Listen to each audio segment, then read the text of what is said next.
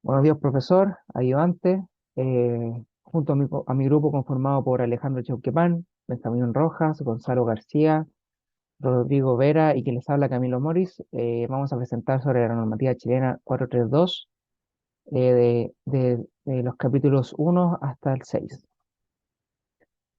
Bueno, el alcance de esta normativa. Esta norma establece la forma en la que se deben considerar las acciones del viento en el cálculo de las construcciones dentro del territorio nacional. Se aplica en todos los cálculos de resistencia de todo tipo de construcción dentro del territorio nacional, con exclusión en el territorio antártico chileno debido a las condiciones especiales que presenta la zona. Esta normativa está referenciada por la normativa NSH 431 de sobrecargas de nieve, el cual es indispensable para la aplicación de la presente norma. La normativa de cargas de nieve 431 establece los valores mínimos de sobrecargas de nieve que se deben emplear en el diseño de construcciones ubicadas dentro del territorio nacional, de todo tipo. Al igual que la normativa 432, se excluye el territorio antártico chileno, ya aplicado en el diseño de toda aquella estructura que pueda estar expuesta a cargas de nieve, especialmente esta norma usualmente aplicada en lo que corresponde al sector andino cercano a la cordillera del territorio nacional. En cuanto a la terminología, bueno, debido al extenso documento que existe en la NSH 432, solo definiremos algunos términos generales. En primer lugar, tenemos la abertura, que se define como la apertura o agujero en el edificio que permiten que el aire fluya a través del mismo. Tenemos los conceptos de edificio abierto, edificio cerrado, entre otros. Para este caso, edificio abierto es un edificio que tiene en cada muro al menos un 80% de apertura. Tenemos las definiciones de sotavento, que es la parte opuesta a aquella de donde proviene el viento. También tenemos la presión de diseño, que es la presión estática equivalente usada para la determinación de las cargas del viento en los edificios. También tenemos las fuerzas de diseño, que es muy parecida a la presión de diseño, en este caso una fuerza estática equivalente, a usar para la determinación de las cargas de viento en edificios. Hay un término bien particular dentro de estas definiciones que es el aprobado, que es cuando el diseño es aceptable para la autoridad fiscalizadora. Bueno, por otra parte, tenemos la simbología, que es mucho más extensa que la terminología, pero aquí se pueden apreciar algunas de los conceptos, de los factores que aparecen dentro de todo este documento. Tenemos los factores de intensidad, los diámetros de estructura, miembros circulares, fuerza del viento para el diseño de reestructura, factor de efecto de ráfaga, coeficiente combinado de presión neta, entre otros. Generales. Ahora les hablaré sobre las generalidades de las cargas de viento en el diseño estructural. Para poder calcular las cargas de diseño de viento para SPRFV o sistema principal resistente a las fuerzas de viento y para los elementos secundarios y de revestimiento de edificios, debemos tomar en cuenta una suma algebraica de las presiones que actúan en las caras opuestas de la superficie de cada edificio. Si hablamos de cargas mínimas de viento, estas cargas de diseño que determinamos a partir de cualquier método no pueden ser menores de las que explicaré a continuación. La carga de viento que se utiliza en el diseño del sistema principal resistente de fuerzas del viento se divide en dos casos. Uno es en caso de que sean edificios cerrados, parcialmente cerrados u otras estructuras, y en el otro caso es que sean edificios abiertos u otras estructuras.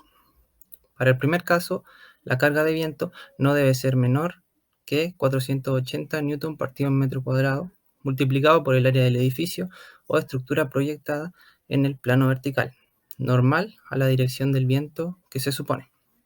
El segundo caso, la fuerza de diseño no debe ser menor que 480 Newton partido en metro cuadrado multiplicado por el área AF. Esta área fue explicada anteriormente por mi compañero. Los elementos secundarios y de revestimiento. La presión de diseño del viento para elementos secundarios y de revestimiento de edificio no debe ser menor a una presión neta de 480 Newton metro cuadrado actuando en dirección normal a la superficie. La cláusula 6.1 nos indica las consideraciones para el procedimiento simplificado. Este contempla para las fuerzas principales resistentes a las cargas de viento y para los elementos secundarios de revestimiento. En el caso de que cumplieran solamente los segundos, el sistema principal debe ser calculado respecto a las cláusulas del punto 7 y 8, que no son de alcance de esta presentación. Respecto al sistema principal resistente, el edificio debe cumplir que este diafragma simple, una altura baja, estructura cerrada, construcción en forma regular, no es una estructura flexible. Todas estas definiciones ya se entregaban en el punto de la cláusula 3. Secciones transversales relativamente simétricas en cada dirección para la azotea, o puede ser también techo piramidal o triangular con ángulo menor o igual a 45 grados, exentos de carga torsional, o al menos esta no debe controlar el diseño, y no tiene una respuesta característica producida por cargas de viento, desprendimiento por vórtice, inestabilidad por oscilaciones o alguna ubicación particular que induzca alguna consideración especial.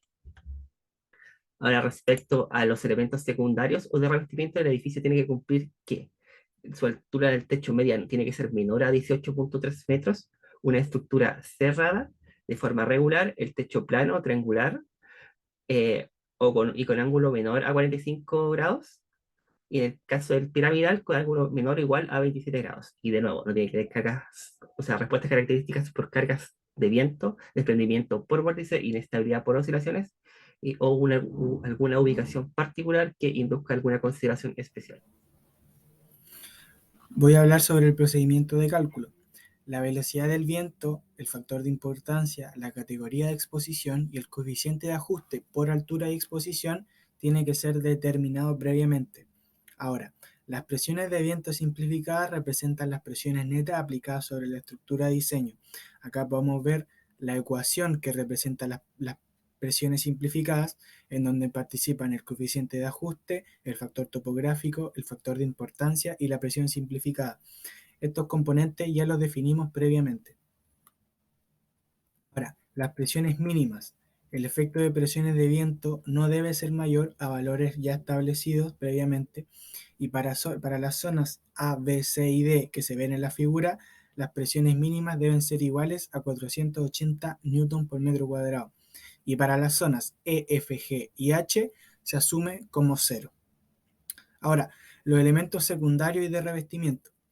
Para determinar la presión de viento de diseño, tenemos que obtener la presión neta de diseño, que representa la suma de presiones netas que se aplican a cada superficie. Acá podemos ver la ecuación de la presión neta es muy similar a la ecuación que vimos anteriormente. Ahora, las presiones mínimas. Las presiones mínimas en los elementos secundarios tienen que tener una presión positiva, como presión neta, que no debe ser menor a 480 newton cuadrado, y la presión negativa no debe ser menor a menos 480 metros cuadrados. Ahora, revestimientos que permiten el flujo del aire. A partir de las tablas se determinan las cargas de viento utilizadas para revestimiento. De otra forma, las cargas se tienen que determinar con ensayos o literatura revisada previamente. Aquí podemos ver una tabla de ejemplo de la cual se obtienen los valores.